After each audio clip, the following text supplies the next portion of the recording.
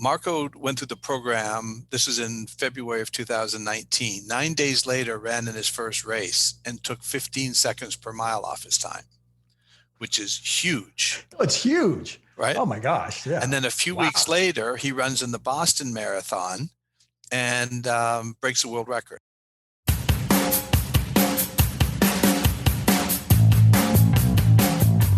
Welcome to the Motive for Life radio show. This is Robert Christensen. Thank you so much for joining me.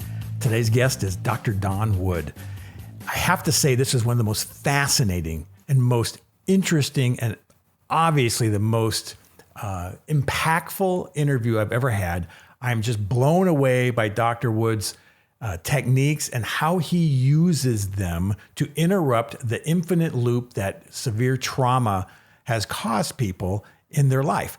And it's not just, the psychological problems that happen, but more just the physical well-being, the illness that occurs as a result of trauma that's not dealt with. And we're talking trauma in the big T, but also trauma in the little t. So it applies across the board. I hope you enjoy this. Thank you for being here. Hey, Don, welcome to the show. Thanks, Robert. I appreciate the opportunity to be here and speak with you. Well, it's great to have you. I think that in our conversations we had as prep for this, I thought was just fascinating because sometimes when you get to start to know somebody on the prep call, you say, "Oh my God, we should be recording this," because it was so fascinating just to talk to us. So I wanted to start with what we started with earlier, and that was, how did you get into this? Tell us a little bit about your story and how that evolved. Yeah, it's really interesting because I grew up in this very idyllic childhood. I say that my parents were the most calm and nurturing people you have ever met. I mean, they just never, my brother and sister and I can't even remember them yelling or raising their voice. That's an unusual household. That's very unusual household. Yeah. But I didn't know it was unusual. I thought everybody was living like that. I thought everybody had my parents because I didn't see the dysfunction in my friends' homes. I didn't realize some of the trauma they were dealing with or the dysfunction inside their own home, where a lot of my friends were being physically, emotionally, and sexually abused. And I had no clue. I just assumed that everybody was okay. And then it wasn't until I met my wife when I was 18 and I got very close to her quickly because I had a chance to play professional hockey in Sweden. So we decided we were going to get married at around 19 and then head over. And because of that, I got very close to her very quickly, and now they can't hide the dysfunction because I'm around all the time. Right. And that's when because I sensed something was wrong, but I couldn't put a finger on it because everybody was trying to be nice. And then then her father just, couldn't hold back, and he's just a tyrant. He raised the family in complete fear. And so he just terrorized that family, just bad temper, not a nice guy. And yet outside, everybody thought he was a great guy. So he was very outgoing and, made people think that he was the nicest guy in the world, yet inside the home, he was not. So when I met my wife, I realized that she was living with this fear. And I thought, okay, so now I know where it's coming from. So when we get married and she lives with me, it will all calm down because she's going to be living in the world I grew up in. And it didn't calm down. It continued. So she could respond to if I made a comment like, "No, I don't like that," she could tear up and say, "Why are you upset with me?" And I'd say, "Really? Like, you got I was upset with that? Like, There's what a did I series say?" of overreactions to the conditions of the situation. Yeah. What I didn't realize at the time is that as a child, she had to learn to listen very carefully to the way her father spoke so that she could recognize when danger was coming. So if I had this little tiny tension in my voice from maybe something that frustrated me earlier in the day, and it hasn't quite calmed down yet, I wouldn't notice it and I didn't feel it. But for her, it was like I yelled. And what I have found is that, especially children who have been traumatized, they're highly sensitive to sound. They're the sensitives of the world. Yes. And that's coming from those experiences. Now, that wasn't making any sense to me because I thought, well, she should calm down with me. And yet I couldn't do anything about it. So she just continued to react that way and didn't really get the enjoyment out of life that she should have been because she was always waiting for that shoe to drop. It was like, because as a child, she had seen that her father going through his ups and downs and spikes where everything looked like it was okay for a bit. And then all of a sudden it would just explode. So As an adult now, she's conditioned to realize that things don't last, and just don't, be prepared for when that, tirade comes or something goes wrong. Yep. And that's why she Yep. couldn't enjoy it. Mm. And then when my daughter turned 14, she was diagnosed with Crohn's, and they told us she had to take her off of gluten and dairy, change her diet. She's just going to have to learn to live and manage with this. And she ended up having 4 resections done, where they actually literally went in and cut out pieces.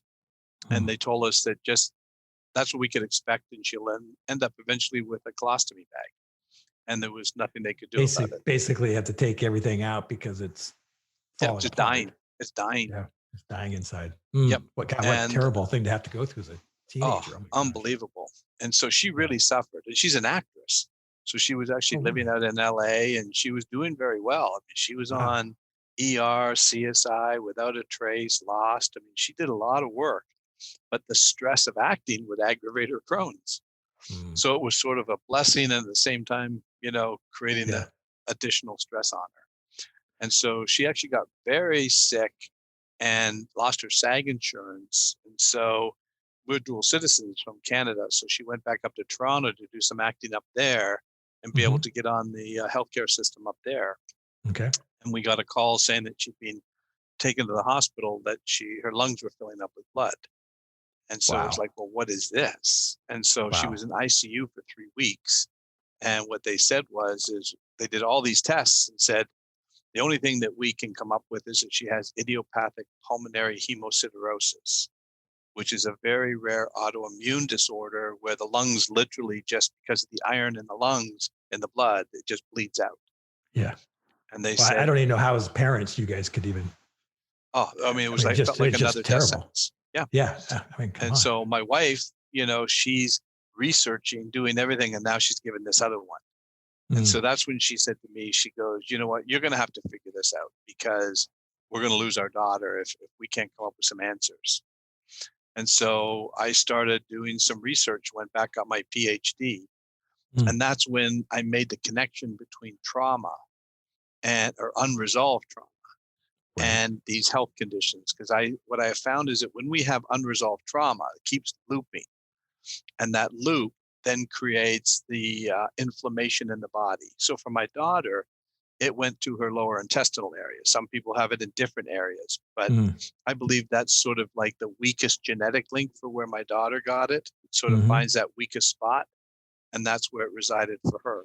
So when you say a loop, what do you mean by that? So that it loops around on itself? Yeah, so basically what's happening is it's constantly being seen and activated. So if something looks like, sounds like, smells like an event that she'd experienced before, then her mind goes into memory and starts looking at this memory.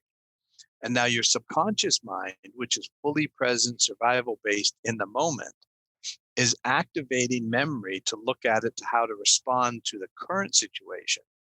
And there's a glitch that happens because it starts accessing and reviewing the old data from 5 years ago or 10 years ago. Sure. It's actually seeing it in real time.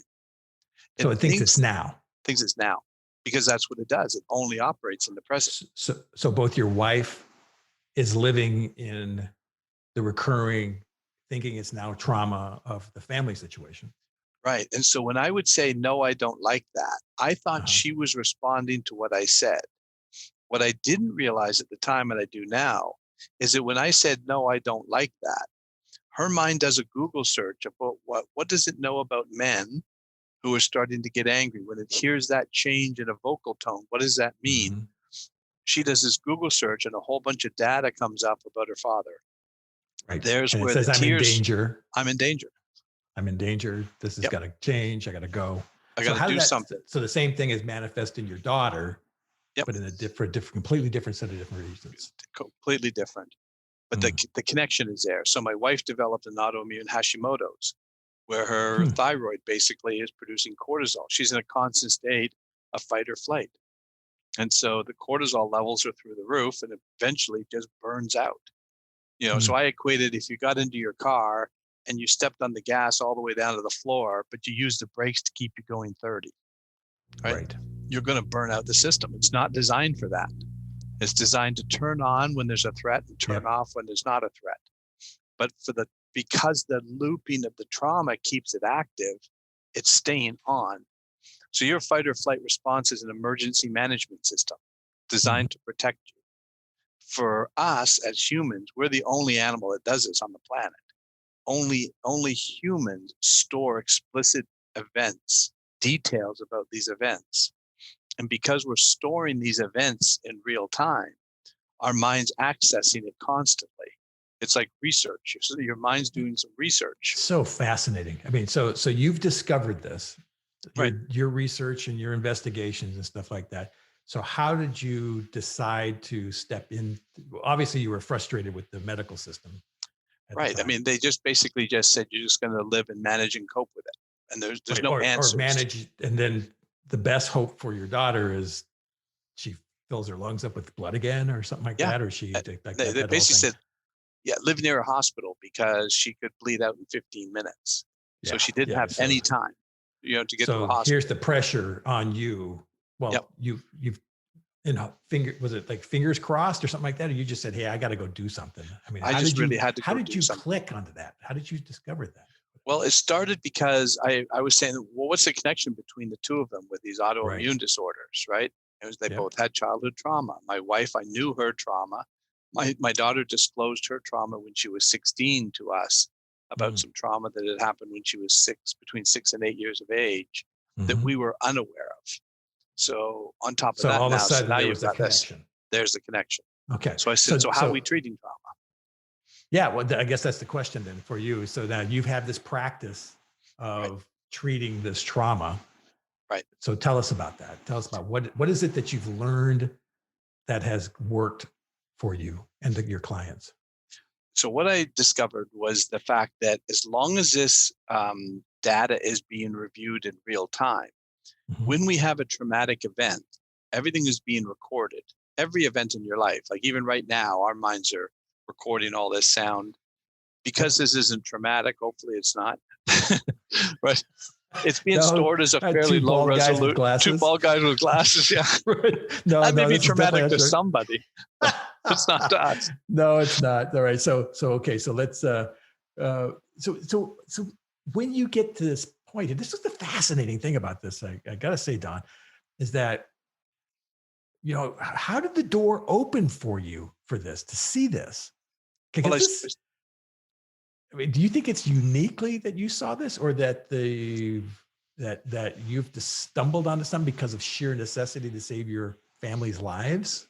I think so. And I think people were dabbling around in it. So I went and I checked out different modalities. EMDR is one. Tapping. There's some effective and tapping and all these different things. Yeah. But what I think is missing in that is that you have to get to the actual data and get that data to reprocess.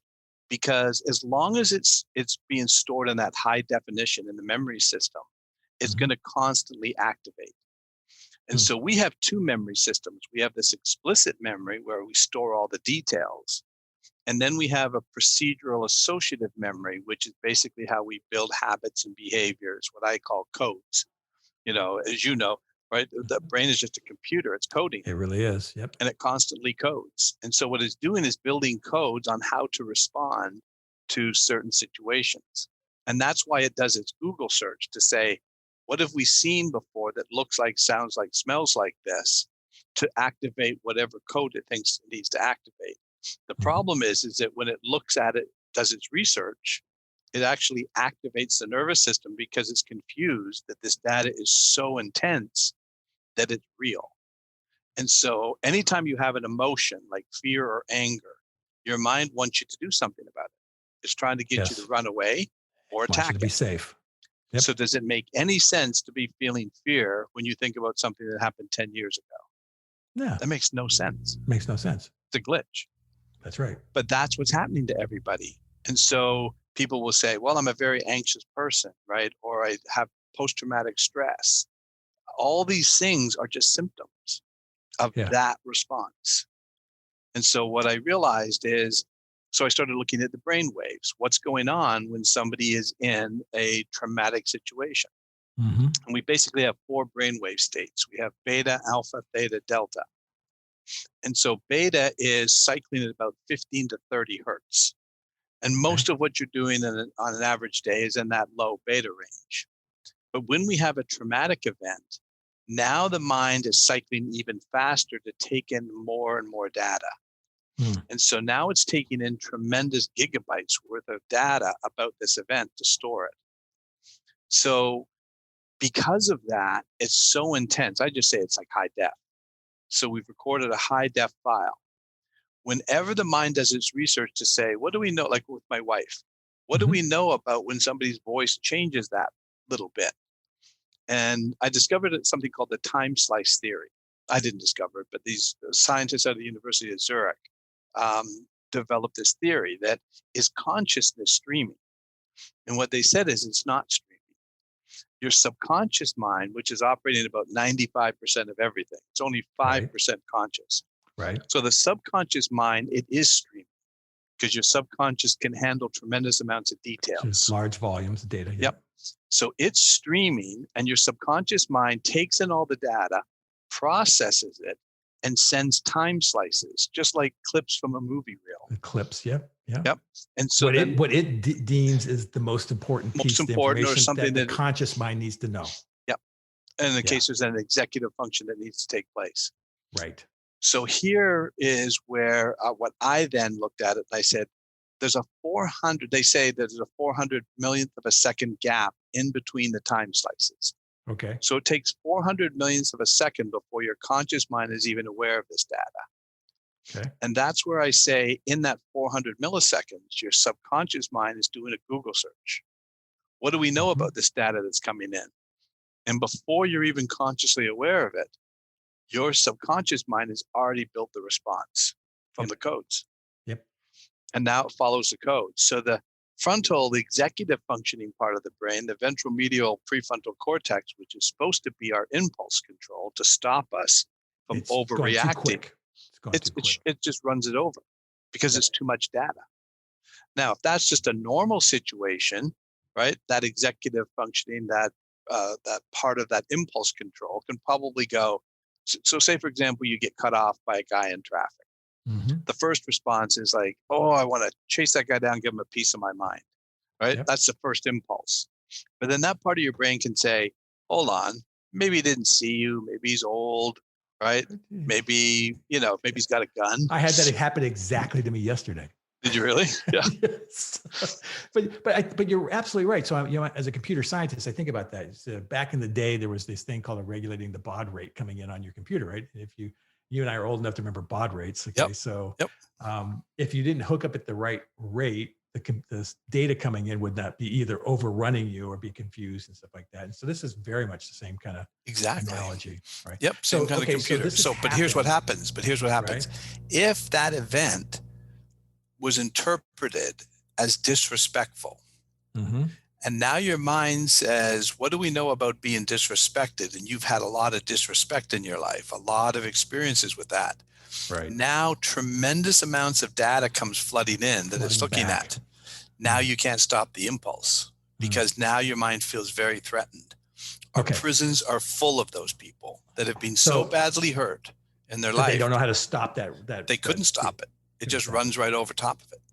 So when you have somebody like your daughter, okay, now you've stepped in, how do you stick, I call it sticking a stick into the front spokes of a bicycle so that it comes to a screeching halt. How do you stop that loop from happening and slow down that process that you've discovered? So basically what I developed is a 4-hour program. And in the 4-hour program, we spend about the first hour and a half to 2 hours talking about the science and talking about the education of what I learned in my research, because I believe it's a major part of healing that. Because once the person realizes, because I start off right from the very start, there's nothing wrong with you and there's nothing wrong with your mind. If I'd experienced life the way you experience life, my mind would be doing something very similar to what your mind is doing. So what does that say about you? Nothing. It's just the way our minds work. So once we get to the understanding that there's nothing wrong, we're going to be able to get this all updated. It's just like a computer and it's glitching. Now we're going to start working on some of the events and experiences that you had. And we're only going to work on 2 or 3 of them, because here's the brilliant part. Once we start the process, it's almost like an app gets installed and the mind then starts processing anything else like that. When you go into theta at night, when you go to sleep, your mind processes. And that's what it's processing, what it learned during the day. And it starts clearing other things. That's really interesting you mentioned that, because we had, we had talked a little earlier about that, about how I had a pretty severe traumatic event when I was 12 where I got attacked. And I had been living with that for almost 25 years, 28 years, whatever the time period was. And I always had put it into a box, a real, very small box that said, this event happened. And it made me, most of the times if somebody that would come up with that thing, I would respond in an angry way. Yep. My response as a child going into high school, I turned to fighting. Yep. That was never going to happen to me again. Sure. Right. So I went to wrestling camps and stuff like that. And then I got out of high school and I went to college, and all sorts of crazy stuff happened. When you are an aggressive, very physically strong male now, as you know, as a hockey player, right? Sure. Yep. Okay. And so, but until that box got opened up for me, I didn't realize that was what was happening to me. So the education process I think it's hugely important. It's actually, by the time we get to the events, the mind's pretty much ready to go, right? Because it's now getting this concept down, right? That we can fix this. We're not broken. We're not defeated. Right. All we need to do is reboot the brain. Tell me what happened with your daughter. So she ended up going through the program. So my daughter's the easiest one to describe because hers was so dramatic. She hasn't had a Crohn's flare up. She hasn't had any pulmonary issues, completely clear of all of those. And this is the only thing that she did. So she's not on any medication anymore. She hasn't had any more operations. Everything is just all settled down. And I believe that when we got that trauma resolved, and here's what I mean by resolved. This is really interesting, because when you mentioned about being angry, the reason your mind was making you angry is it wasn't necessarily just trying to stop the current threat. It's actually looking at the old data and trying to get you to do something about that.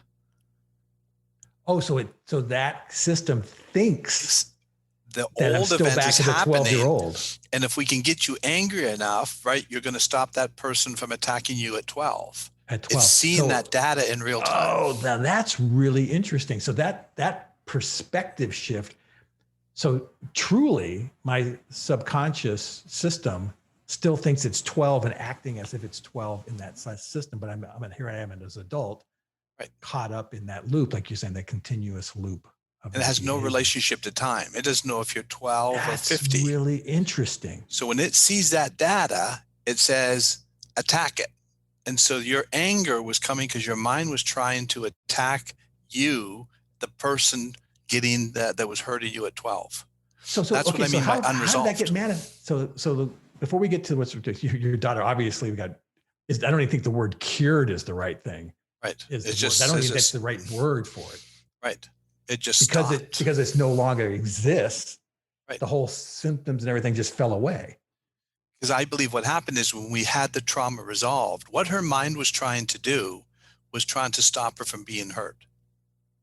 Yeah. And so once it understood that she's not being hurt, that doesn't exist. It's just information. It stops calling for the action. And so now, so then what happened is, so what happens now is when we resolve that, the cells come out of that cell danger response, and then the inflammation goes down, the immune system kicks in, and her neurotransmitters come back online. So she's not only getting healthier, she's feeling better. And it happens so quickly. Obviously, so how's she doing today? Amazing, right? No problems at all. Oh my gosh. That's all gone. And so for her, it came from trauma. Not everybody may not come from trauma for Crohn. So I'm not saying that everybody who has Crohn's just has to do this. But for her, there was no question that was the connection. Are you familiar with a person, a guy, Dr. Sarno? He wrote a book called Healing Back Pain. Yeah, I've heard of him. Yep. Now he has a similar take as you. He believes that the neurotransmitters of your nervous system are the main culprits of back and shoulder pain when there's no physical structural problem, right? The bones aren't broken and you don't have, but the back pain, the spasms and stuff like that are actually trying to distract you away from deeper psychological rage. Sure. And trauma. Yeah. And I think also what happens is that when we have this unresolved trauma, a lot of energy is being used by the mind to fix it. And it can't fix it because it's not happening. So now what happens is less energy is available for maintenance. One of the questions I ask people during the session is I'll say, how much energy does it feel like is going to that now that you understand what the problem is? How much of that energy does it feel like it's going? And people will say 50, 60, 80, 90%. Yep. I says, now imagine what happens when you only have 10% of your energy to stay present and do any maintenance. Oh my gosh. You're going to get sick. You're going to get sick. Well, but then on the flip side though, after this, a 4-hour session or a couple of them that you had mentioned before happen, the sudden burst of energy that shows up in your life in the comparison. Absolutely. And that's why I call this a performance program because, and the best way to show that is I've worked with athletes who actually increase their performance in a matter of days. So I worked with a gentleman, Marco Cicchetto, who's a double amputee. He lost both his legs to a suicide attempt to frostbite, and he's a marathon runner from Kenya. And so he had to learn how to walk again. And then they developed some blades for him to run. And they contacted me and said, we really think Marco is a potential Olympic hopeful, right? But he's plateaued. He's not increasing his performance, no matter how much more training he's getting. We think it's in his mind now. And so he came to see me. And what I explained to him, I said, Marco, a lot of the energy, that mitochondria, the ATP in the cell is being affected. So some of that energy is trapped in that cell. It's not available. Right? Because your mind is not letting anything into those cells, but not letting anything out. So when we release this trauma, that energy can be released from that cell. So Marco went through the program. This was in February of 2019. 9 days later, ran in his first race and took 15 seconds per mile off his time, which is huge. Oh, it's huge. Right? Oh my gosh. Yeah. And then a few weeks later, he runs in the Boston Marathon and breaks the world record. He's now the world record holder for amputees for marathons. Then broke his own world record by another 5 minutes at the Chicago Marathon and got signed by Nike. Now, I didn't make Marco a better runner. Marco always had that ability, but some of that energy was being consumed by his mind looping through this trauma, which was affecting his performance. So there's so much to unpack about that story. It is. Right? Just the fact that you started off with an attempted suicide through frostbite. Right. Obviously, it was a big, big red flag that there's something else going on. Sure. Yep. Right. And you just have to say, okay, all right. So I find this deeply satisfying conversation with you, Don, is that I just feel like we're kindred spirits here because you've completed the mosaic of what I've always thought was a challenge to my own personal practice, just a blank spot because, there's so much that goes into how we see ourselves and self-perception. And I think as a child, when you're raised in a place that's unsafe, we internalize it as it's often about us. We see it as our own fault. What's wrong with me? Am I broken? Did I do something that was wrong? Right. And you get this self-image issue of lower worthiness. I don't call it self-esteem. I call it self-worth. And so what you're talking about here is an obvious piece to people being conditioned that I am not worthy of good health. Right. They're mentally absorbing it, right? If their body is reacting an autoimmune disease and something's going on with them, their natural executive thinking process says that I can't do those things. I'm not worthy of going to things. I don't deserve a good life. God has shit on me for whatever particular reason. Right. You go down that list, right? Yeah. Well, also too, children don't have enough life experience to interpret these events. So, and I really learned, my wife taught me everything about this because she had lived that. She told me about a story. This is before I started the program, but I remembered this story. Is when she was a little girl, she was 6 years of age. I mean, she's living in this traumatic household to begin with. And then these mothers in the neighborhood put a little tea party together. And so she was all excited to go to the tea party, and her grandmother put her in a nice little dress and did her hair. When she got there, the mothers were sitting there greeting the little girls. And the one mother said to her, she goes, "Oh, look at this one. This one's going to be a real heartbreaker when she grows up." And all the mothers were like, "Oh, yeah, that's a heartbreaker there." My wife had to go home. She felt sick because she thought they saw something bad in her. That's right. That she was a bad person. That's right. And she's sobbing as she's telling me that story because that had a major effect on her. Now, as an adult, now she knows it, but that was stuck. Yeah. About what does it mean about me? Well, they know I'm a bad person because I'm living in this household, right? And so when I first met my wife and she disclosed some of the things that had happened to her, she swore me to secrecy. You can never tell anybody. I'm telling you because we're going to get married, and I want you to know, because if you decide that based on what you've just heard, you don't want to marry me, I completely understand. Right. Here's the disclaimer list. Right? Yes, really, like sign this NDA. NDA, right. Under the punishment of death. Yeah, that's right. There will not be a divorce. No annulment. There'll be a knife in your neck. That's right. They'll never find your body. Right. But that was all that shame and regret and everything was all built around that. Now, she'll tell you all day long. She'll talk about it all day long. It's all gone. Amazing? It's amazing how that does that. The shining the light on the trauma, allowing it to be processed out, it literally sucks the power out of it. It's like a dead battery.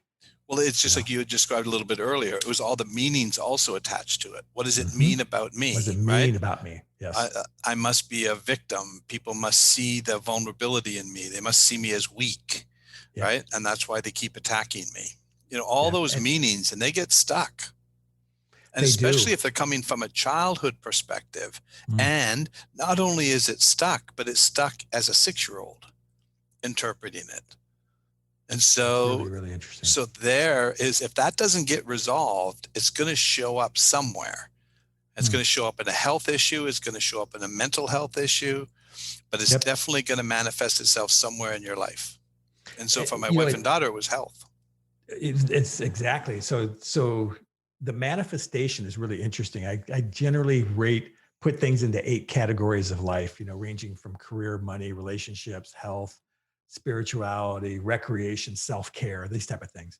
And it's interesting how people will really take care of themselves on a vacation, but then have extremely low self-worth around money. Yeah. Okay. Yep. And you can almost exactly tie back some kind of event to the money situation. Every time. Right. Every time. It's really interesting how that whole connection works in that space. So, okay. So now you're in your practice. You've been in your practice for a little while and stuff. What's that like for you day to day now as a practitioner? This part of the show is one half, what do you do? And the other half is, you're a practitioner, you do this work for people and stuff like that. How does that fit into your life? Tell us a little bit more about Don's life and how that works for you. It's incredible. As my wife said, she goes, if we died yesterday, right, we've led a pretty amazing life to heal so many people. And the great part about this is I start off, like I said, from the premise, there's nothing wrong with you. So I'm not coming into this, right? A lady came in and she spent the first 15 minutes telling me a whole bunch of things that happened to her. And when she was finished, I said to her, do you have anything else? And she looks at me, she goes, well, that was a lot, don't you think? And I said, oh yeah, that was a lot. I said, but for the last 15 minutes, I've learned a lot about what happened to you, but I haven't learned anything about you yet. So let's start talking about you now, because they identify with those things. I'm this, I'm that, right? Yeah. And I just said, no, that's just what happened to you. So we're going to get that cleared up. So it's no longer having an effect on your life. And sometimes they come and just seeing these people heal and seeing the things that their lives change. I had one young lady who came in 17 years in addiction. She was 34 when she came in. She started when she was 16. And, she lost her daughter. The courts took her daughter away. Her husband died Yep. from an OD. Her boyfriend died from an OD. She OD'd twice, Yep. once just before she came in to see me. And the first thing I sit down, with all this shame and guilt that she's dealing with, and I sit down with her and I said, Michelle, there's nothing wrong with you. And she says, well, I had a pretty tough life. And I said, yeah, but I get why. I said, you've been in a lot of pain. And I says, and you found some resources that temporarily stopped your pain. Mm-hmm. I get why you did it. Right. And so one lady told me, I've been on heroin for 7 years, and my therapist told me that I have to tell you up front that I've got self-destructive behavior. And I just smiled. I said, really? Why would you think you're self-destructive? And she goes, look, I'm sticking a needle in my arm with heroin. Don't you think that's self-destructive? I said, no, I think you're trying to feel better. I bet you when you stuck the needle in your arm, you felt better. I says, now the substance you're using is destructive, but Yes. you're not destructive. I Yes. get why you wanted to stop that pain, because your subconscious is in the present. When does it want the pain to stop? Now. It doesn't see consequences. It has no relationship to time. So if that heroin stopped that pain right now, it did its job. It kept you alive. So being a guy who's sober for 34 years, I don't think I've ever told you that. Nope. Yeah. So I got sober when I was 25. And awesome. Yeah, I spent a lot of time with mostly men, drug addicts and alcoholics over the last 34 years. And you nailed it, as any person that's ever like that. There is no sense of time about when I need to feel better. The time I need to feel better is right this very minute. Exactly. And I cannot stand the skin that I'm in. Right. And I need something to take away that thing. And unique, the alcoholic or the drug addict is uniquely tuned to the anesthetic that they're putting into their body. Unlike other people who have had traumas, that doesn't work for them. No, it doesn't work for them. They don't feel any differently. They still have the engine running in their head or whatever that may be. Doesn't work for them. Everybody finds different resources. It could be exactly right. sex, it could be shopping, it could be gambling, it could be all kinds of different things. They're just going to find their tool. So let me ask you one last question here before we wrap up, Don. Do you suspect we have big T trauma and all the way down to little teeny T traumas, right? Would you go as far as to say that we as a human race are caught up into the size of those T's in our life, depending on the need to feel better?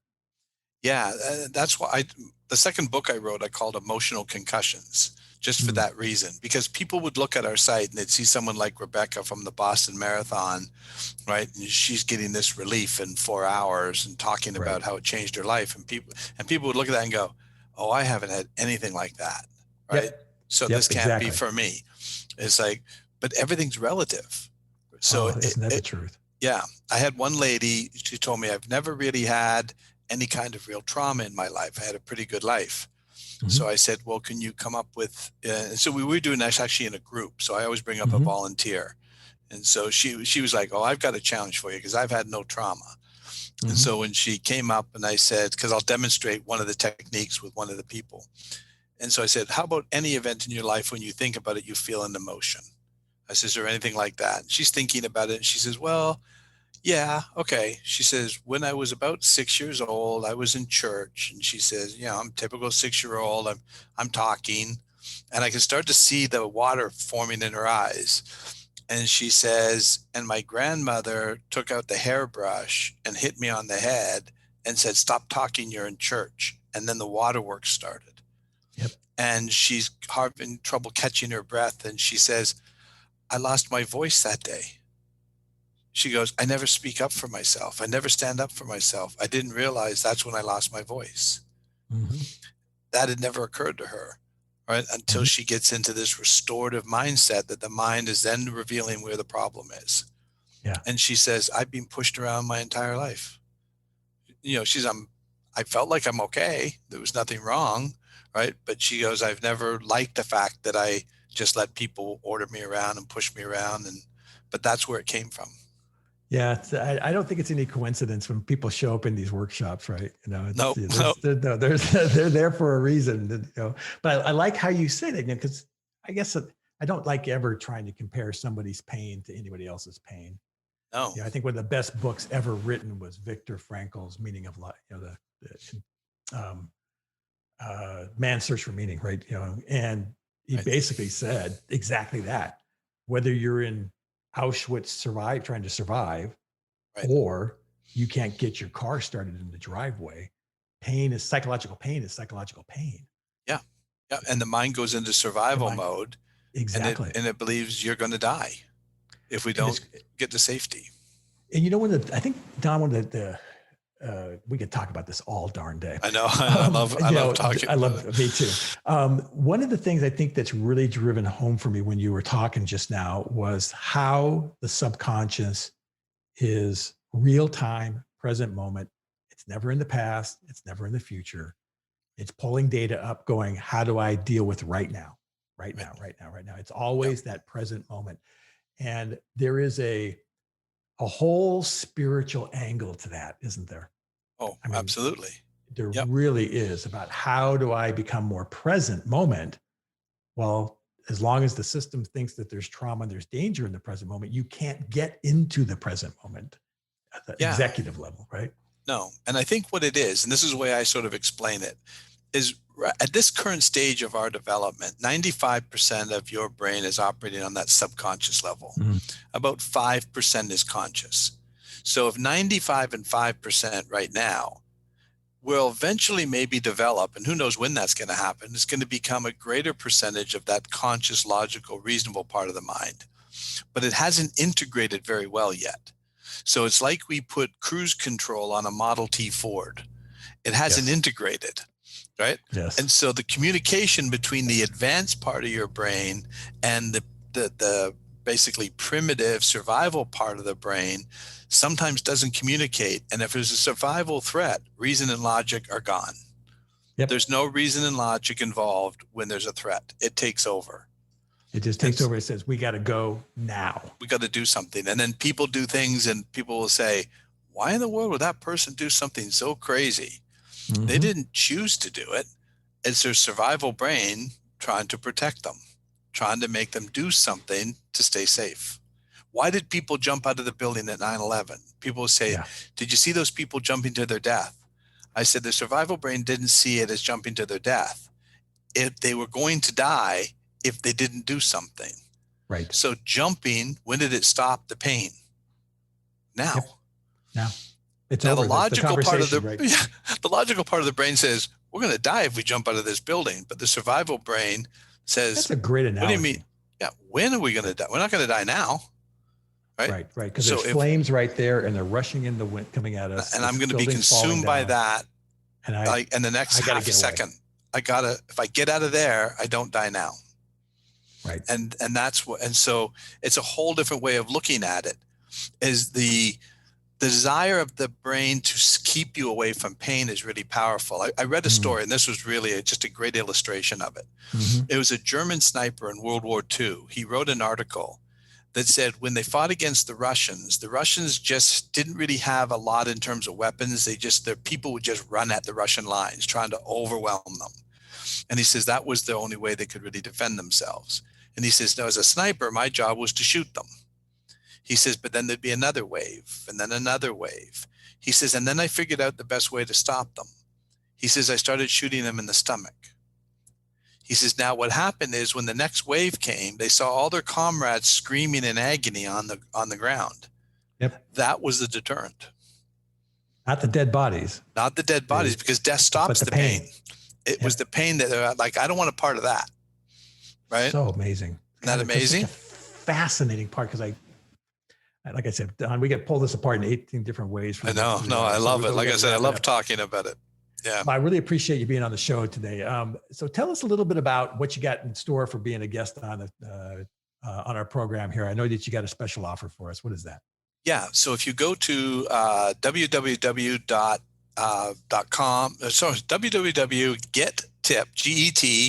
GETTIPP. That's the name of the program. TIPP, TIP. GetTipp.com. And then slash it's motive, right? And so slash motive, we're going to give 15% discount on our online digital program, which is me taking you through the 4 hours. And then if you want to come and see me or do a Zoom session, we're giving you a special, founder's rate from me, right, for the listeners. But you also will get a free download of a chapter of the emotional concussions book I wrote to give you an idea. That's fantastic. Yeah. Thank you. Thank you so much, Don. I mean, I really, really greatly appreciate it. Not only the work that you're doing, stuff like that, but I feel like we're a bit kindred souls here, having been ex-hockey players ourselves. Yeah, that's right. Yeah, you're a goalie. I was scoring on you. I was always a leading goal scorer. That's right. I remember when I was a little kid, you'll get this reference, and maybe a whole bunch of people say, boy, these guys are old. But when I was a kid playing in a hockey camp, it was run by some of the Toronto Maple Leafs, and the goalie was Roger Crozier. And I got to score. Man. Yeah. I got a chance to score on Roger Crozier when I was like 10 years old. Now, I don't really think I scored on him. Like, he wouldn't let me score. I probably had 50 shots, and then eventually I guess they gave in and let me score on him. Yeah. But, so it's like when I let my son beat me at chess or something like that. Yeah, that's right. Yeah.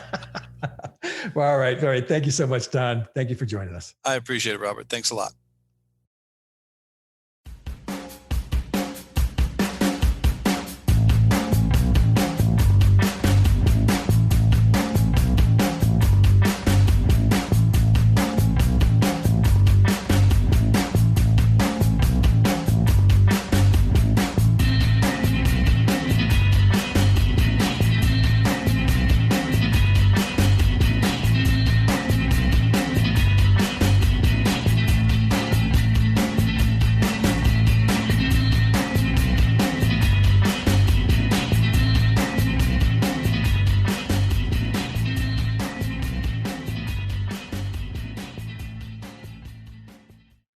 This has been a Motive for Life Productions, all rights reserved.